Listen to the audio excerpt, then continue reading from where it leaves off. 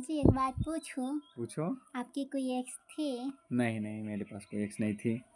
आपको तो उसकी याद भी आती होगी। नहीं, हमारे पास कोई एक्स है ही नहीं। ऐसा थोड़ी होता है, सबकी थी तो आपकी भी तो जरूर होगी। हमारा कोई एक्स वाई जेड कुछ नहीं था बाबू।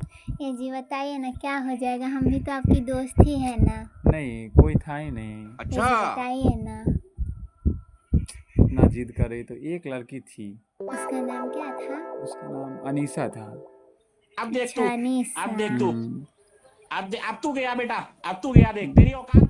अच्छा जी, अपना एनिवर्सरी डेट क्या है? खत्म, बाय बाय, टाटा, याद नहीं, गुड बाय, ध्यान से उतर गया। एक्स का नाम याद है, अपना एनिवर्सरी डेट याद नहीं।